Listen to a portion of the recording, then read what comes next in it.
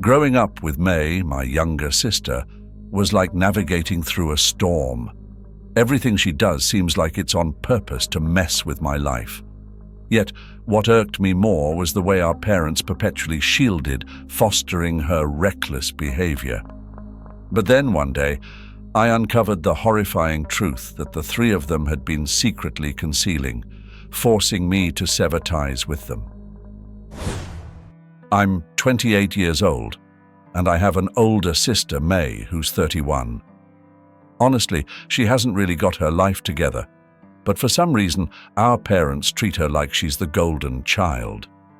Ever since we were kids, May has had this idea in her head that I'm out to steal her thunder or something. Because of that, she's pretty much dedicated her life to one-upping me in everything. Let me break it down for you. It's not just the typical brother-sister rivalry where you might argue over who gets the last piece of cake or something. This goes way deeper.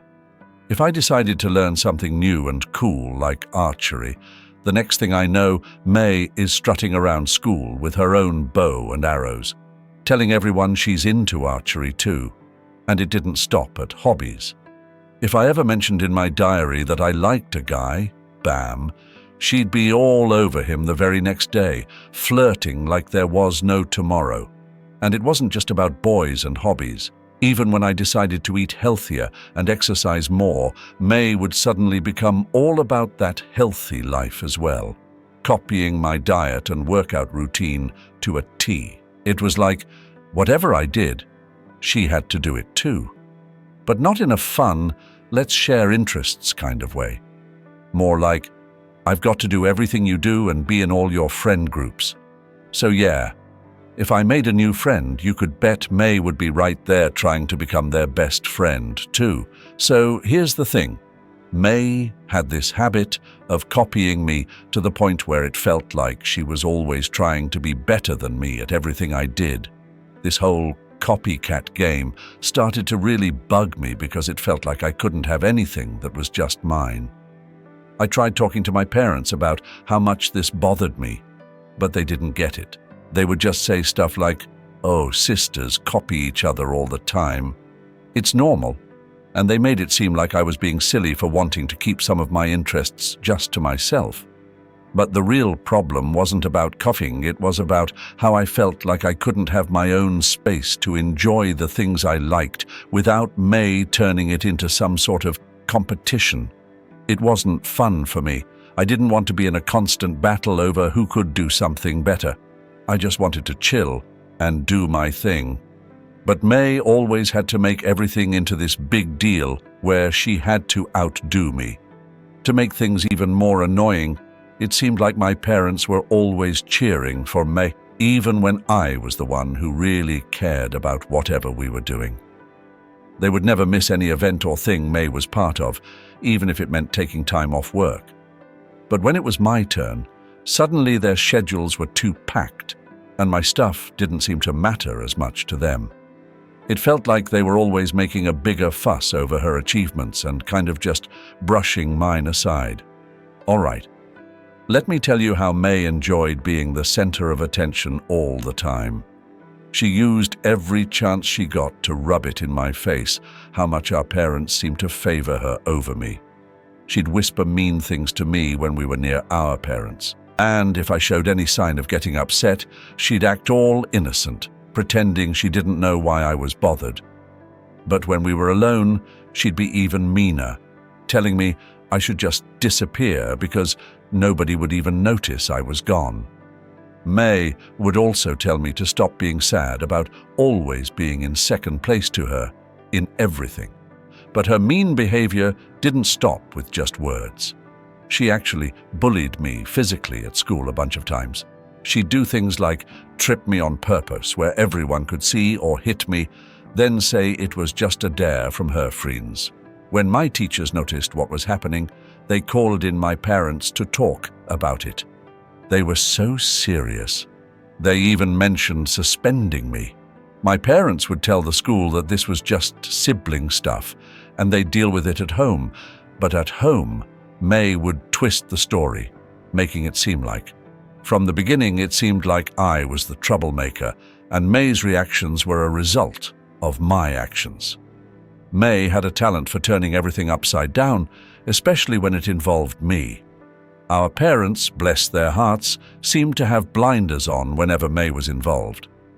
Even when she did something outrageously mean, they turned a blind eye. If ever they came close to questioning her actions, May could turn on the waterworks like nobody's business. She'd sob and claim that I was fabricating tales out of sheer jealousy. Unfortunately, this defense worked every single time. My friends, who were true troopers through all of this, began calling May out on her nasty behavior towards me. This seemed to be the cue for May to kick things up a notch. She started concocting elaborate stories, complete with self-inflicted bruises or strategically placed bandages. May then went around telling everyone that these were the results of my supposed attacks on her. Trying to defend myself against May's web of lies felt like trying to climb a mountain with no gear. She was relentless, weaving her tales to anyone who listened, anyone I'd ever spoken to, laughed with, or dared to develop a crush on. Her aim was to make them see me through her twisted lens. The result? My high school experience was less about learning and growing, and more about surviving May's campaign of terror. Just when I thought it couldn't get worse, it did. After May finished high school and took a gap year due to low grades for college admission, I was ready to start my own college journey. Through hard work and maybe a sprinkle of luck, I landed enough scholarships to cover my tuition. I was proud, relieved even, but then the bombshell dropped. In a casual conversation, my parents let slip that they had been saving up for both our college funds.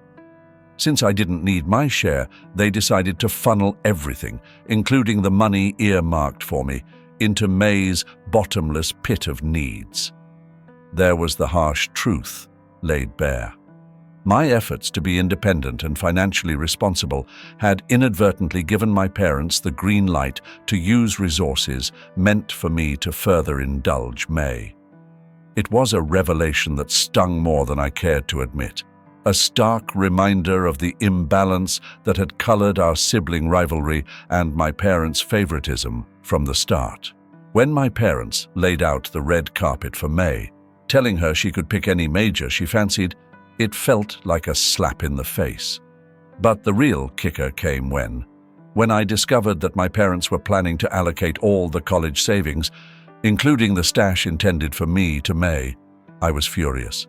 I tried reasoning with them, suggesting that we keep my college funds separate for potential future needs, like starting a business or even for my wedding. However, the conversation didn't go as planned. They hit me with the "it's our money and we'll spend it how we like" speech, insisting that May needed it more than I did. Despite my attempts to argue, they weren't receptive and told me it was time to learn to fend for myself. That night, I cried myself to sleep, feeling like no matter what I did, May would always be the golden child, and I remain a mere family footnote. As college move-in day approached, I packed up my life, making sure I took everything to avoid any reason to return home.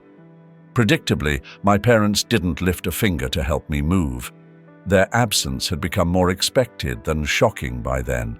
During those low moments, feeling like I was on my own, I crossed paths with Adam at one of the college's welcome events.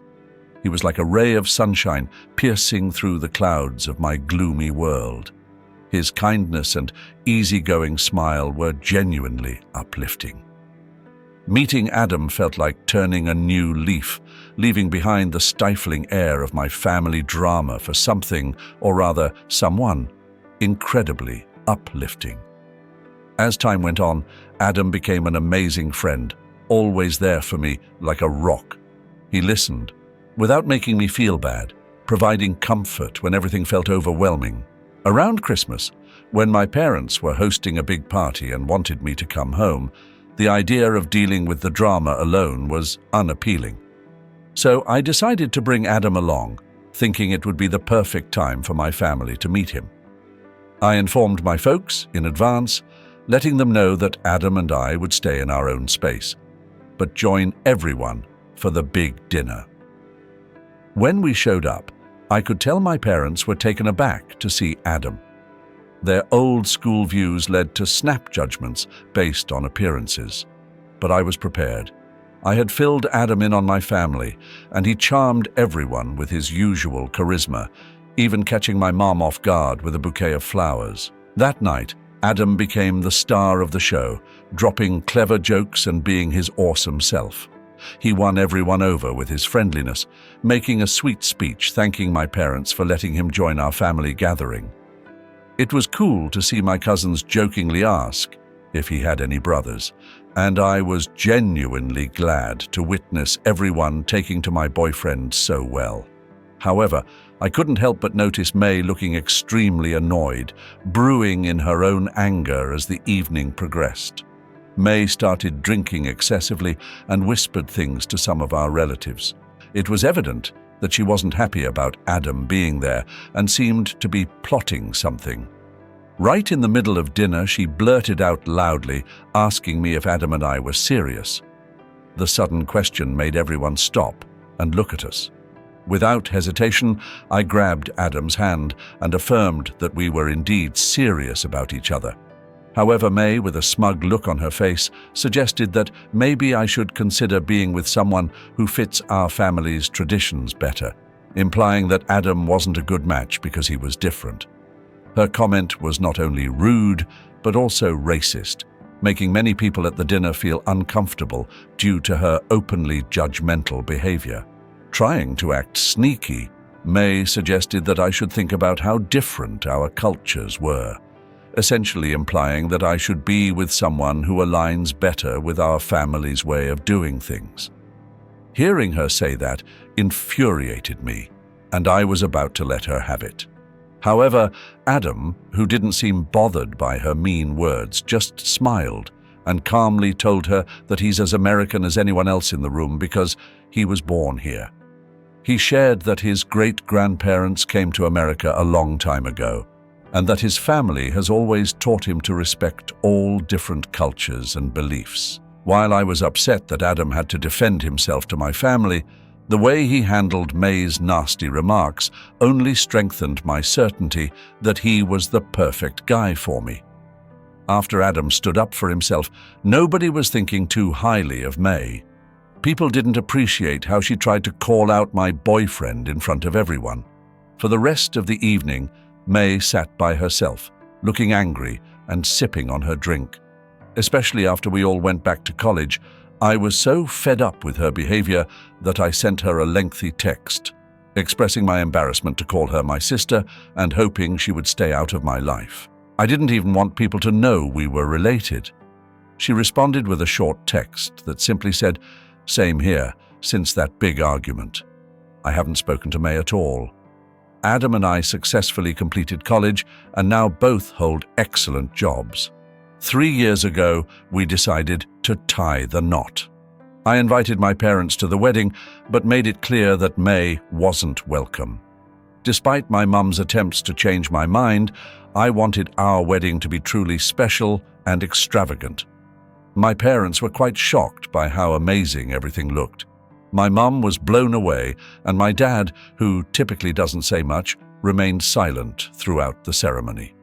Our guests, including friends and Adam's family, got to meet my parents. It didn't take long for everyone to notice the stark contrast in wealth between Adam's family and mine.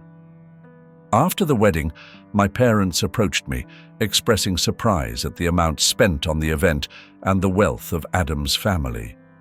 My mum was curious about how we could afford such an extravagant wedding, and I assured her that Adam and I were doing well for ourselves. I wanted them to understand that our decision to get married wasn't solely based on financial considerations. Looking back, I realized it might have been a mistake to disclose so much about our financial situation to my parents. 2 years ago, my parents unexpectedly reached out for help. They explained that my dad had retired and they had depleted their savings on home renovations. They asked if I could lend them a hand with money, a surprising request considering their usual behavior. Despite feeling like I didn't quite fit in with my family, it felt somewhat comforting to be the one they turned to. They requested $3,000 every month, which would cover their bills and increasing medical costs as they aged. At that time, I was doing well at work, and Adam and I were in a good financial position. Without much hesitation, I agreed, considering it my duty to assist my parents in their time of need. When Adam learned about the substantial monthly contribution, he was taken aback. He pointed out that $3,000 was a significant amount for them to request. Despite the financial strain, Adam and I were determined to help my parents, making the monthly transfers a routine. I never delved into the specifics of how they were using the funds during this period.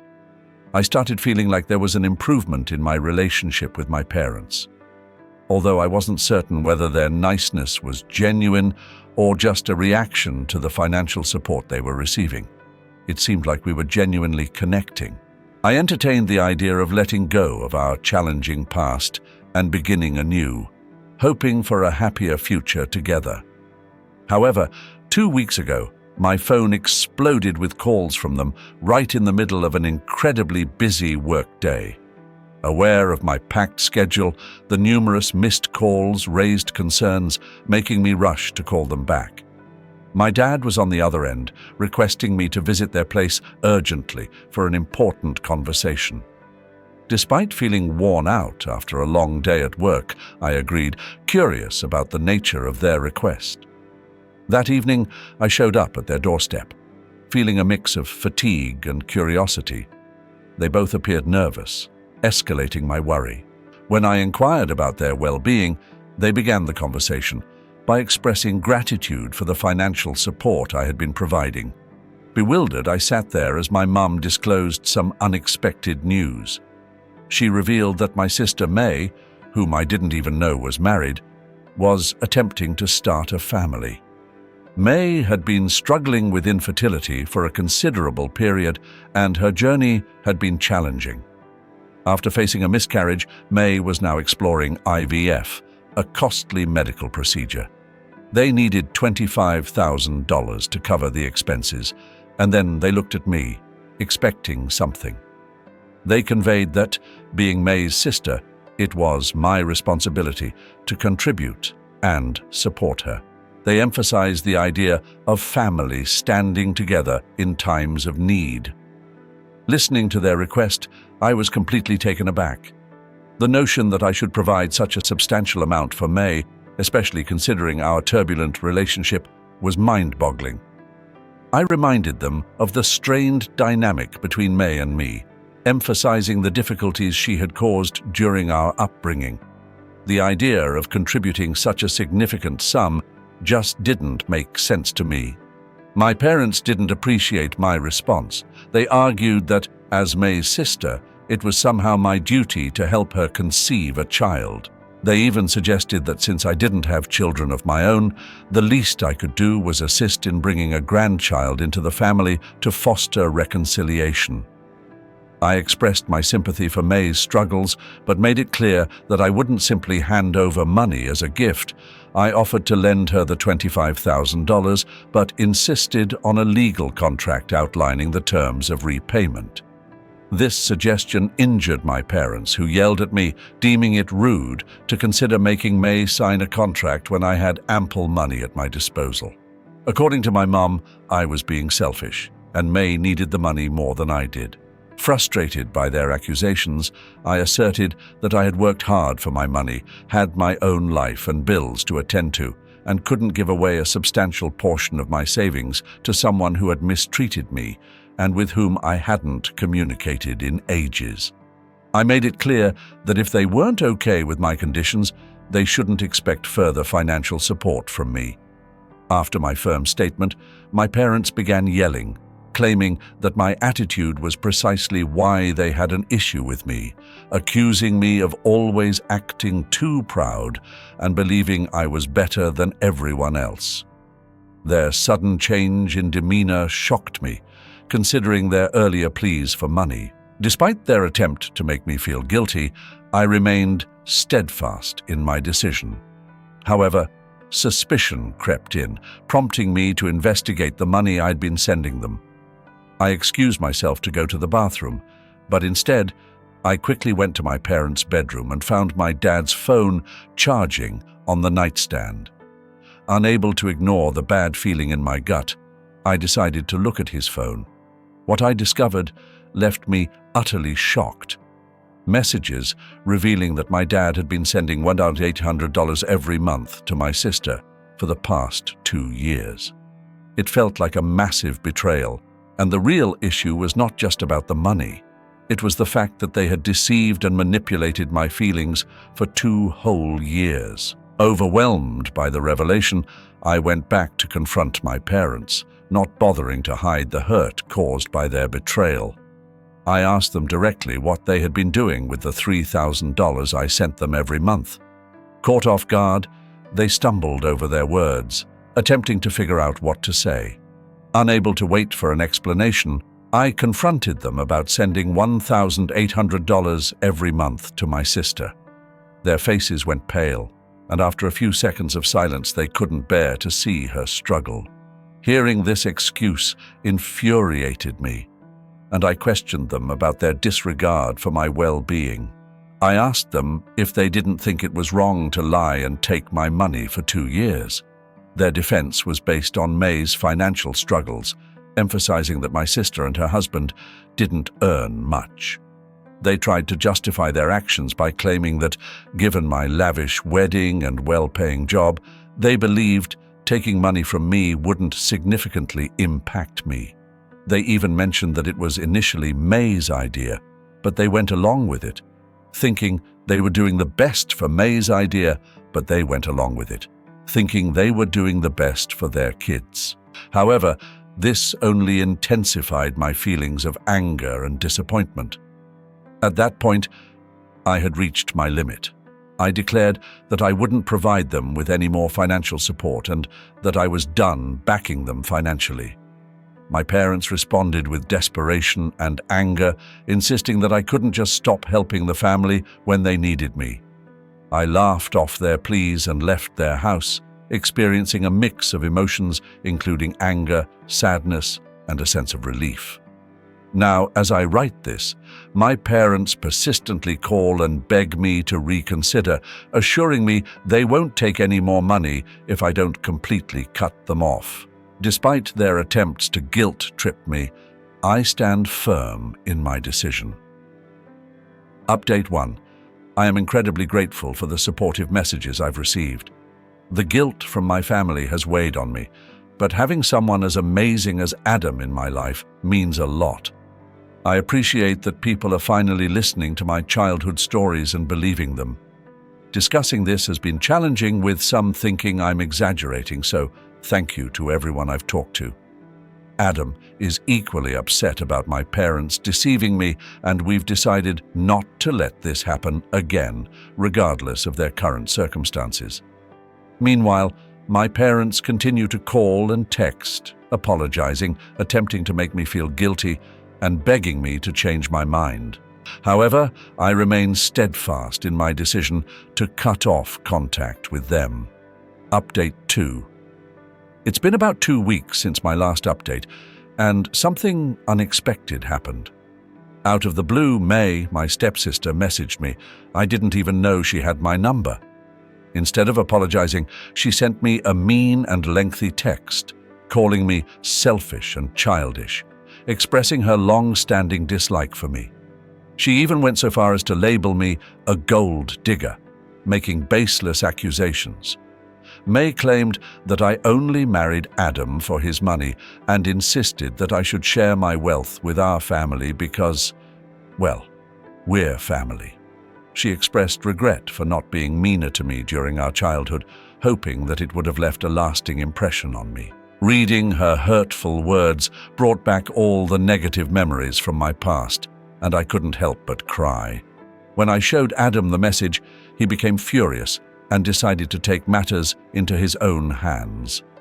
Adam initiated a group chat on Messenger with my parents, May, and several relatives and cousins. He shared screenshots of May's message and exposed the lies my parents and May had been telling me for the past 2 years, including the bullying I endured during our childhood. The revelation sparked an intense response from our relatives, who were shocked by my parents' actions and appalled by May's deceitfulness. In subsequent calls with family members, I disclosed more details about how my parents were diverting $1,800 every month to May from the funds I believed were intended for them. The pressure from our relatives embarrassed my parents, who reached out, pleading with me to delete the group chat and pretend it never happened. However, Adam stood firm, refusing to let them off the hook. He warned them that any attempt to ask us for money again would result in legal action, hiring the best lawyers to take them to court. This threat scared them, and they refrained from contacting me. Other family members informed me that my parents were deeply ashamed, especially after addressing May's actions. Despite their apologies and newfound awareness, I decided to keep them out of my life, focusing on happiness with Adam away from the drama. Update 3. I want to express my gratitude for the incredible support you've all provided. The overwhelming encouragement has been amazing, prompting Adam and me to consider seeking therapy to navigate the challenging emotions surrounding my decision to cut ties with my parents and the betrayal by my family. The silence from my parents and May, following Adam's stern warning, assures me that they are too scared to reach out. Moving forward, I aim to prioritize self-care and concentrate on the positive aspects of my life, particularly my time with Adam. While challenges may arise, I remain hopeful that, with the right support, things will improve.